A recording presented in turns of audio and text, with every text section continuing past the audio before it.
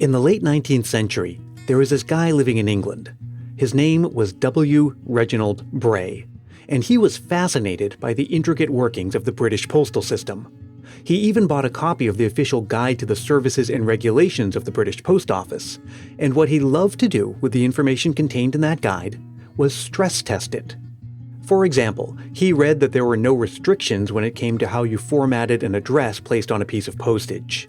So he would address things to people using rhyming verse or pictures cut out of newspapers that symbolized words, and seeing if his mail got to where he wanted it to go. In perhaps the most famous of his exploits, when he found out about an obscure facility by which a person could be delivered to any address, he mailed himself home. He would pull all kinds of shenanigans like this. He mailed his dog somewhere. He mailed a turnip by carving an address with a knife into the surface of it. One time, he even sent some mail to the station master of a train station, and attached to that mail was a train ticket and a request to put the letter on the train and deliver it to the station master of a different train station. And one time, in 1899, he put those postal regulations to a uniquely festive test by sending a postcard addressed to simply Santa Claus Esquire. And I wish I could tell you that the British Post Office somehow found a way to deliver that postcard to the real Santa Claus, but alas, it was returned to the sender as insufficiently addressed. Old W. Reginald Bray could do just about anything when it came to the mail, but he couldn't reach Santa Claus Esquire. And one more thing he couldn't do. He couldn't affix a Christmas stamp to that postcard to Santa. And that's because this was 1899 and England didn't have Christmas stamps back then. In the late 19th century, modern postal systems were still coming into their own. Around the turn of the 20th century, many countries, including England, began issuing Christmas-themed postage stamps. You might think that America would have been among them, but boy, would you be wrong.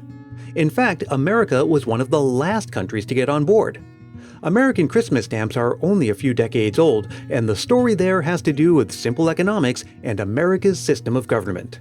I'm Brian Earl. This is Christmas Past. Philately, as it's called by those in the know, is an interest in and collection of things related to the mail. That involves postage stamps, of course, but also really anything that has gone through the mail system.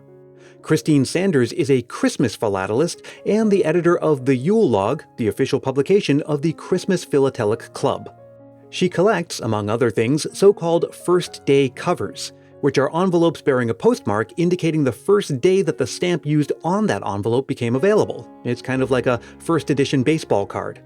And because Christine is a Christmas philatelist, she set a rule for her collecting that takes that idea one step further. I was only going to collect it if somewhere on the cover there had to be the Star of Bethlehem on it. There is even what's known as a crash cover, which means mail retrieved from an airplane that crashed. That sounds morbid and un-Christmassy, I know, but to someone like Christine, it's also philatelically significant. And I have some crash covers. There was an airplane crash on Christmas Day in Scotland, and it had some intrigue and a story behind it, that there were diamonds on board that were never recovered, and they thought the plane was blown up and all of this. So even though philately can involve more than just stamp collecting, stamps are what most people think about when they hear the word, and that's what we're focusing on here. So let's start with the obvious question. What makes a Christmas stamp a Christmas stamp?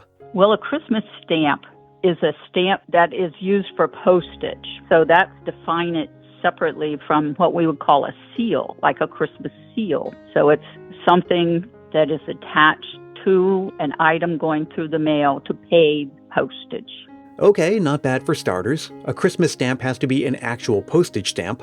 I'm sure you can guess the other important thing that makes a Christmas stamp a Christmas stamp. It could either be the theme or the topic of the stamp is related to Christmas, and it could either be religious or it could be secular. Now, all of that sounds obvious enough, but you'd be surprised. This is what the definition is now, here in America. But the very first Christmas stamp ever issued by any country came from Canada 125 years ago, and, well... It really didn't have anything to do with Christmas. That stamp was to create interest in a uniform postal rate across the British Empire. They didn't have a uniform postal rate at the time, and that rate was to take effect on December 25th, 1898.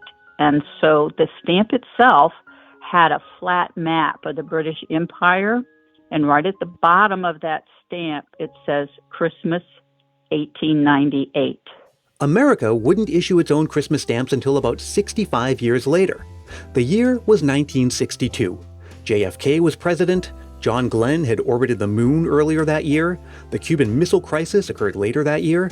1962, the space age, for crying out loud. We had manned spaceflight before we had Christmas stamps. We were late to the party. At that time, 25 other countries had already issued Christmas stamps, and that included Russia. And Russia didn't even really recognize Christmas under Soviet rule. Official Soviet state policy was non-religious. So what gives? Well, a lot of people had that same question, including many folks from one Wisconsin town. So they decided to do something about it, and naturally they did it in a very philatelic way by writing letters.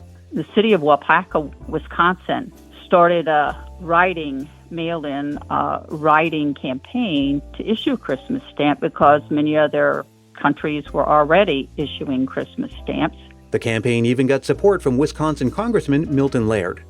Even still, the Postal Service, and back then it was called the Post Office Department, was reluctant to issue Christmas stamps, and for a number of reasons. And the reasons varied from such a stamp could be seen by religious people as sacrilegious. But probably the biggest reason had to do with one of the fundamental principles of American government. Such a stamp would be contrary to the tradition of separation of church and state. Now that last argument is pretty darn strong.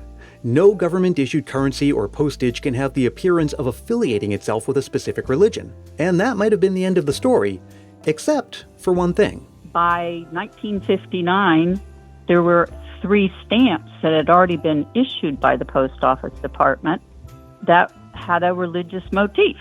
For example, in 1952, the U.S. Post Office Department issued a stamp for the printing of the Gutenberg Bible. Now, this isn't to say that the Post Office Department changed its mind about Christmas stamps simply because some diligent letter writer pointed out the fact that the church and state argument didn't hold water because of these other stamps.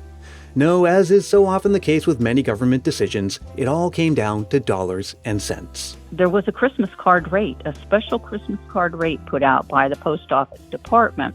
At that time, actually, the Christmas card rate was 3 cents, and full first class rate was 4 cents.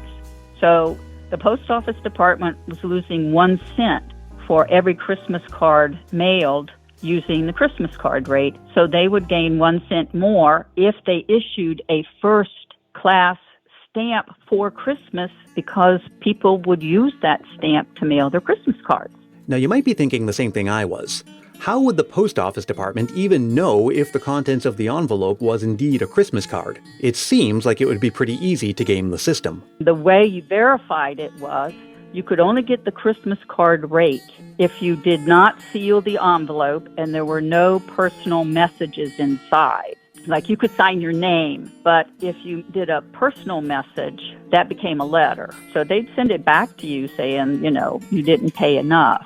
And when the Post Office Department did issue that first Christmas stamp, they were still careful to keep the appearance of religion out of it. The first one was a wreath with 2 candles. This notion continued for the first few years. The second year, the stamp featured an image of the national Christmas tree. The third year, it was a set of 4 different kinds of holiday foliage. But things changed in the fourth year. In 1965, the Christmas stamp featured an angel with a trumpet. Wait a second, an angel? Aren't we getting a little flagrant now with ignoring the religious theme? What changed? Well, what changed is that, basically, someone found a loophole. But that was taken from an old weather vane from the top of a Methodist church. But even so, it was an angel, so you see they're kind of sneaking in a little religion there. The loophole was that the stamps weren't promoting religious symbolism or affiliating with a specific religion, they were appreciating historic architecture. And then in 1966, we see the first stamp depicting the Madonna and Child. But again, loophole. The image came from a painting by Hans Memling, which hangs in the National Gallery of Art in Washington, D.C. So you see, they could claim that, yes, it was a religious Christmas stamp, but this is art and culture from the National Art Museum in Washington, D.C. You see, they're kind of walking a tightrope here. But still, a good number of people weren't buying that argument because, come on. So, in the late 1960s, right after the issuing of that first Madonna and Child stamp, a number of groups tried to intervene.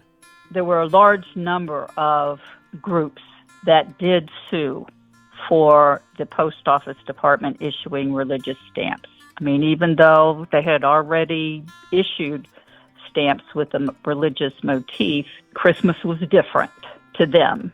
It took many years for all the cases to work their way through the courts, and we still have Christmas stamps, so clearly those cases were dismissed. And in the meantime, on 41 different years, a U.S. postage stamp has featured an image of the Madonna and Child, always taken from a work of art housed in a museum in the United States. Even today, the Postal Service issues a mix of religiously themed and secular Christmas stamps.